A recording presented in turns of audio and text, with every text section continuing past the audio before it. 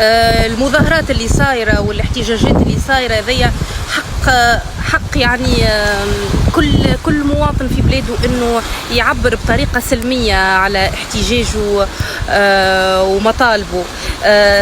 هذايا فيديو موجه لاخواتي المغاربه، استحفظوا على بلادكم استحفظوا عليها، بلادكم راهي غاليه. المغرب مش غالي عليكم انتم فقط، راهو حتى نحن التوانسه راهو غالي علينا. المغرب راهي غالي علينا، ونحن التوانسه وانا التونسيه ما ننسيش وقفه المغرب معنا ايام الزعيم الراحل بورقيبه. ربي يحفظ المغرب، استحفظوا على بلادكم، تظاهروا بطريقه سلميه، عبروا عن رايكم بطريقه سلميه، ديما اقعدوا اجلسوا الى طاوله الحوار، غلبوا الحوار، غلبوا النقاش العقلاني، خليكم عقلانيين في المطالبه بمطالبكم. ربي يحفظ المغرب وربي يحفظ كل البلدان. هاي العباد اللي قلوبها صافية وما تحبش التفرقة ما بين الدول العربية الإسلامية وتناقش بعقلانية، تعطي حلول إيجابية. ربي يفرج وإن شاء الله خير، وإن شاء الله توفى هالمظاهرات هذه وترجع المغرب، ترجع المياه إلى مجاريها. اليوم المغرب في وضعية رائعة جدا صحيت التلهبية أنا ساعة أغزر لي أنا اللوطة ما تبيعش تصويرة غالطة للعالم، ما تبيعش. قالوا العنوان المغرب تدفع ثمن تهميشها للشباب. التصويرة هذه الثورة الشبابية اللي قاعدة حاصلة الآن في المغرب شيء يعمل الكيف. وليدات صغار هنا راو فيهم كيما اسطول متاعنا اللي ماشي توا الغزة دون ان تكون المقارنه. على فكره اسطول شدوهم الاحتلال تويكا في تحت الاسر، ايديهم ممدوده، ايديهم بلاش سلاح، ما عندهم كان الصوت الكلمه. اسمعني. اليوم المغرب تدفع ثمن عدم النظر الى واقع شعبها وقاعده معناها صورتها في العالم. ربما الظاهرة ممتازة جدا ولكن من داخل راهو شبابك ما سمعتوش، وذاك علاش اليوم هو يعمل في الاحتجاجات والثورة كلها مهمشة الشباب متاعها، مش كان المغرب، الدول العربية بصفة عامة. الشعبي يقول لك مريضنا ما عنده باس، لا مريضنا ما عنده باش، مريضنا مهلوك، مريضنا ما عنده باش يداوي، مريضنا ما عنده باش ينعس. احنا بغينا جميع الميادين يكون فيهم شي واحد كيقجع مزيان، يكون كيقجع بحال سي فوزي كيقجع مزيان في الرياضه. عجبتني هذه، كيقجع يقصد على فوزي القجع، زعما واحد كيقجع زعما يكون اهل البوست نتاعو، معناها قد المستوى الكرسي اللي هو شادو. معناها شوف فين وصلنا، بغينا شي حد كيقجع في الصحه، وبغينا شي حد كيقجع في التعليم، وبغينا شي حد كيقجع في التوظيف. الا كان مسالي حنا ولفنا التشمكير، حنا ولفنا ما نخدموش. شاط لكم شي واحد كيقجع في التوظيف جيبوه.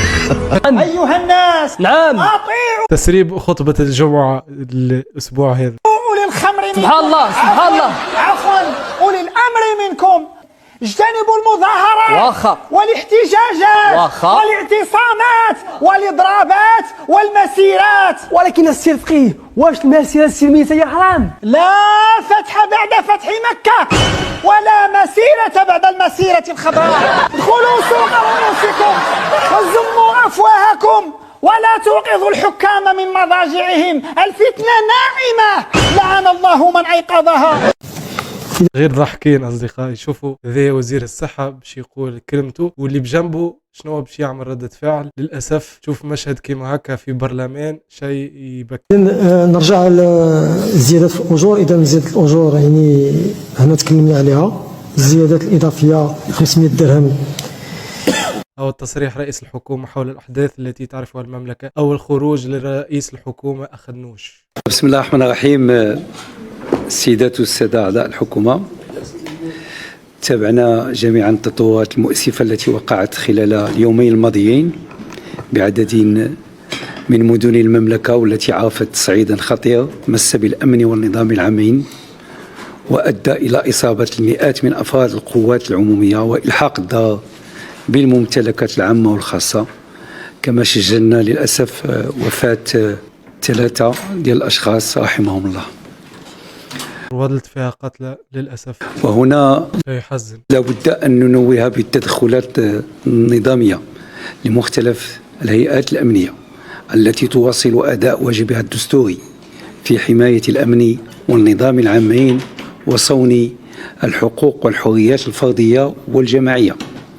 كما نؤكد أن الحكومة عبر مختلف الأحزاب المكونة لها قامت بالتفاعل مع مطالب التعبيرات الشبابية وتعلن تجاوبها مع هذه المطالب المجتمعية واستعدادها للحوار والنقاش من داخل المؤسسات والفضاءات العامة، وتجدد مرة أخرى التأكيد أن المقاربة المبنية على الحوار هي السبيل الوحيد لمعالجة مختلف الإشكالات التي تواجهها بلادنا وتسريع وتيرة تفعيل السياسات العمومية موضوع المطالب الاجتماعية بما يساهم في تحقيق الطموح المشترك لجميع المغاربة.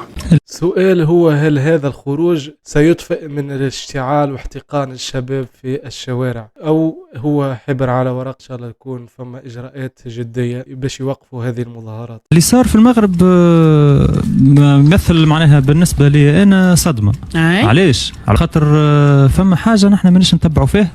فما جينيراسيون جديدة. نحن ما استانسنا بالاحتجاجات عام 2010 وتقريبا نحن هم الجيل هذاك. فما جيل بعدنا يا حسان، جين زد، قال لك جينيراسيون زد هي الجيل الكونكتي معناها على الانترنت، ويخدموا برشا على منصات اللي نحن ما نستعملوهاش برشا كيما تيك توك، لكن دون ان نغفل طبيعه الوضعيه المغربيه، باعتبار انه المغرب راهو في 2010 صارت وقت اللي موجات الاحتجاجات نتاع الربيع العربي تحركات، صارت كذلك 2017 و2018 تحركات، واليوم المغرب لكن هذه المرة عمرها ما صارت في المغرب كما هكا بالطريقة هذه. بيلقى روحه في مواجهة سلسلة معناها وصل لمرحلة معينة بتاع انفجار غير مسبوق نعتبره. المهم أصدقائي، هذا كان رد فعل الإعلام التونسي. نبدلوا شوية ونشوفوا الأخبار المستجدات في المغرب. ذا الهدف الثاني ضد البرازيل الزبيري. مهم كأس العالم للمنتخبات تحت 20 سنة. شوفوا أصدقائي، المغرب ربحت إسبانيا وربحت البرازيل. تاو طريقة مميزة للحموني، مرور حموني، مر حموني، عبر حموني، انطلق حموني هنا في لقطة جميلة جدا، يمرر الكرة في اتجاه من؟ جسيم الحموني، اضرب يا الحموني، ماذا تنتظر؟ هل رأيتم حجم التفاعلات والتشجيعات؟ الكرة يا جسيم الثاني. شوفوا الهدف الأول توا. Can it be Morocco to really find the breakthrough? Lifted to the back post. What a finish that is! كون نجحنا كون ما غاديش نسمعوا اليوم هذه الأصوات في الشارع وفي المواقع الاجتماعية، كون هذا الغضب ما غاديش يبقى. دونك ما نجحناش، ولكن نجحنا في بعض المحطات، وبلادنا نجحات في محطات. ما نقدروش نقولوا حنا اللي تزادينا في السبعينات بان المغرب تاع 2025 هو المغرب تاع الثمانينات ولا التسعينات.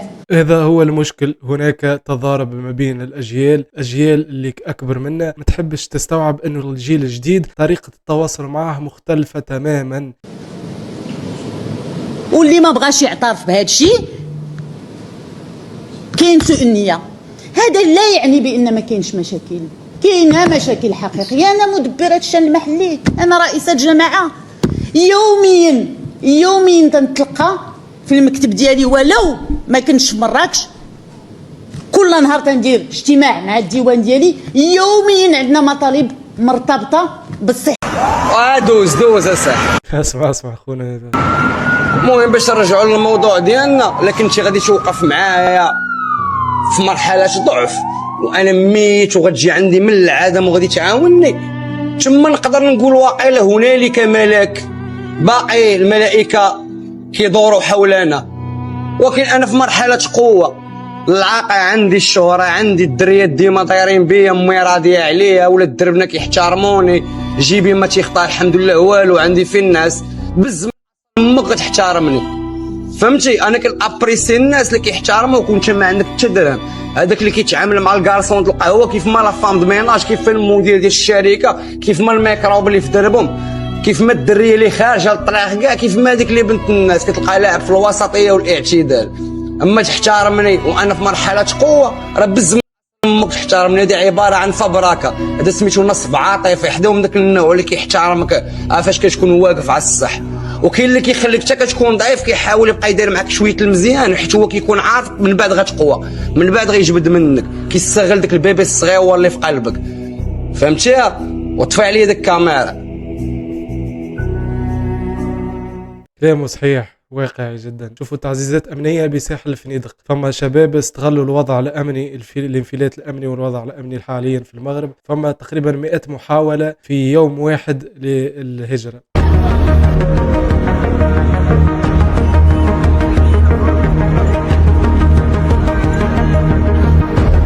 مجرد انه تولي فما ضبابه في الفنادق تعزيزات امنيه. تشوف اصدقائي، هذوما اهم المستجدات في هذا الفيديو، وان شاء الله نرجعوا في فيديوهات بطريقه ايجابيه بعد ما تنتهي هذه المظاهرات. كلنا حزينين على الاوضاع اللي صايره في المغرب، وان شاء الله تتفضل عما قريب، ترجع المياه الى مجاريها، ونسمعوا باخبار جديده ومشاريع جديده وافراح نفرحوا ان شاء الله. تحياتي لكم وبيس اند لو بيس.